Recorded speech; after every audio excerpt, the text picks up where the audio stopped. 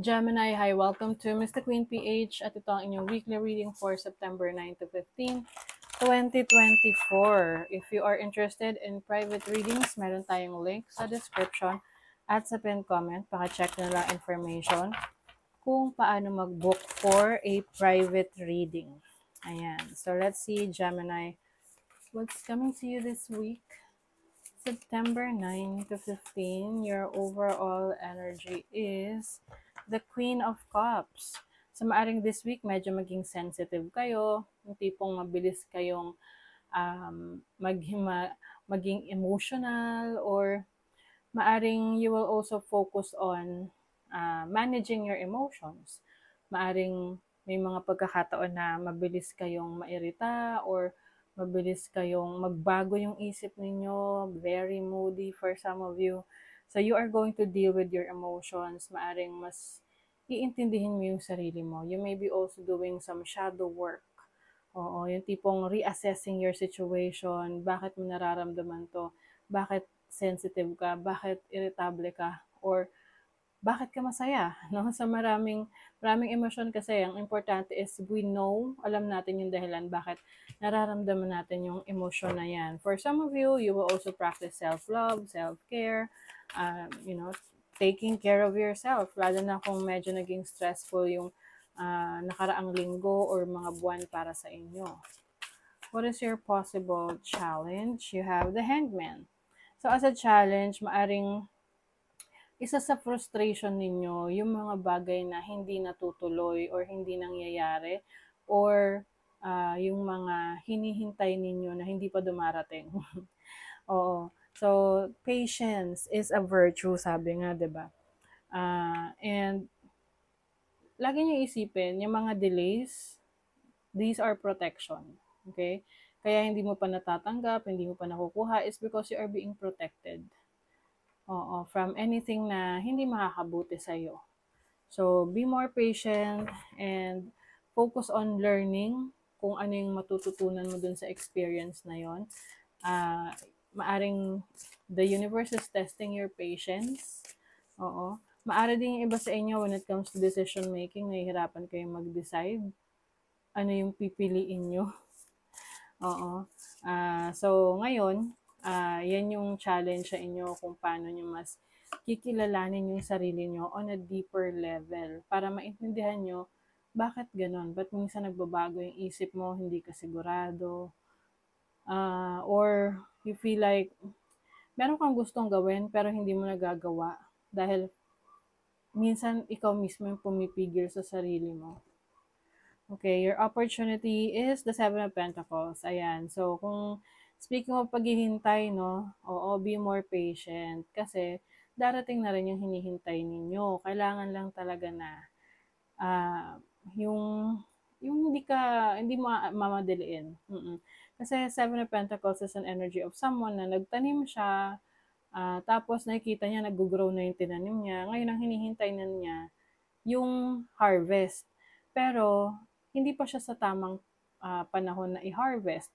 Although nakikita mo na yung bunga, pero hindi pa siya hinog, hindi pa siya nasa tamang panahon para i-harvest. So, kailangan pa ng konting panahon nito. Okay?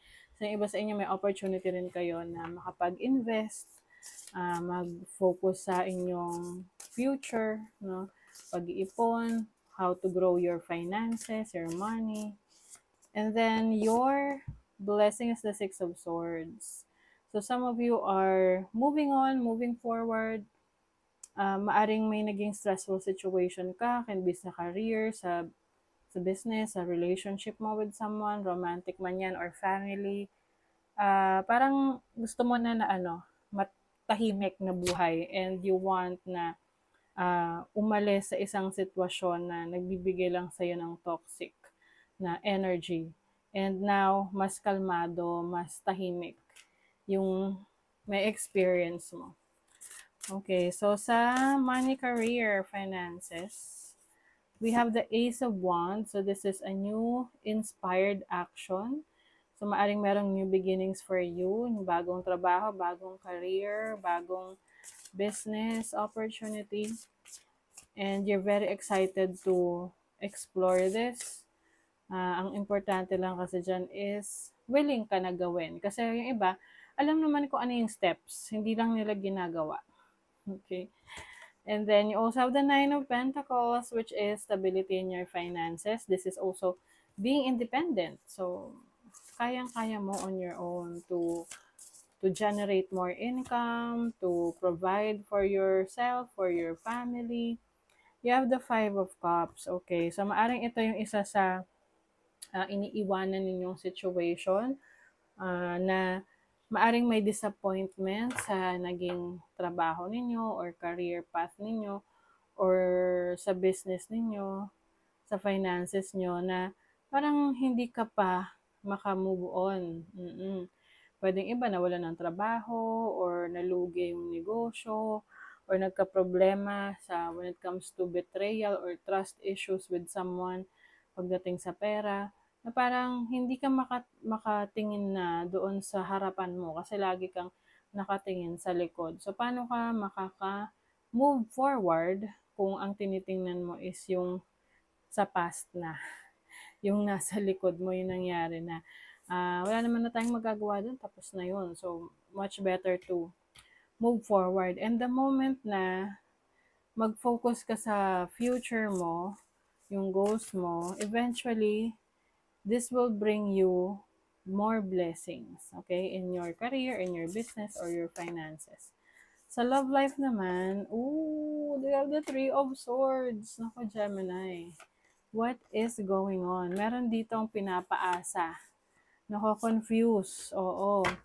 So, yung iba sa inyo, pwedeng confuse kayo sa feelings nyo sa isang tao or confuse kayo sa feelings ng isang tao sa inyo. Kasi pwedeng itong person na to, on and off, very, kumbaga hot and cold yung kanyang, pagtrato sa'yo. So, ngayon, sinasarili mo lang tong nararamdaman mo. Hindi mo ini-express. Oo. So, ang mahirap kasi rito, if you are in a relationship tapos nasasaktan ka ng person mo, either physically, mentally, emotionally, tapos hinahayaan mo lang dahil parang ayaw mo na ng gulo, ayaw mo na ng away. Sa totoo lang, akala mo hinayaan mo, but actually, hindi mo lang talaga siya in-address, iniwasan mo lang talaga siya na in the future, pwede siyang sumabog or bigla ka na lang magwala. Dahil baka may mag-trigger. So, pag ganun, it's much better that you become more open, no, sa person mo about what's going on with your relationship. Yung iba naman dito, merong secretly na may gusto sa inyo o kaya gusto nyo, pero pwedeng hindi na pwede dahil may iba na, no? Which is somehow very disappointing sa inyo. You have retrograde, so ito na nga yung rethinking. You're going to rethink your situation, reassess the situation if you are happy with this relationship or this business or this career. Kasi if not, then you will gagawa ka ng paraan para maayos yung pakiramdam mo. You have Juno, which is partnership. So, pwede merong partnership sa business or partnership sa relationship. You also have Leo, you're shining. Mas kumikinang ka ngayon, Gemini. Marami kang mga kayang gawin. You're very creative. So, gamitin mo yung talento mo. Oo, para mas mapaunlad mo yung sarili mo because you'll never know, no? Maging very successful ka. Also have energy ng child. So, some of you are healing your inner child or parang, you're going to explore yung mga bagay na magpapasaya sa'yo. Something fun. Maaring meron kayong gagawing something fun. Merong love, okay? So, pwedeng iba sa inyo can be starting a new relationship. Maaring merong person na nag-a-appreciate sa'yo ngayon at nagpapakita talaga ng interest sa'yo. But I think yung iba sa inyo, pinag-aaralan yung maigi whether ready na kayo sa relationship na to. Oo. Minsan kasi, okay naman yung person, kaya lang minsan tayo yung problema. Not actually problema, but pwedeng hindi pa lang handa, no? Kasi pwedeng in the past may mga trauma na hindi agad-agad maaayos. Okay? So, kailangan, if you are going to enter a relationship, you have to be ready at na-let go mo na yung past feelings. O, 'di ba? Sabi ko, emotional kayo. Healing begins with feeling. Be gentle with yourself and tender with your heart. Yes.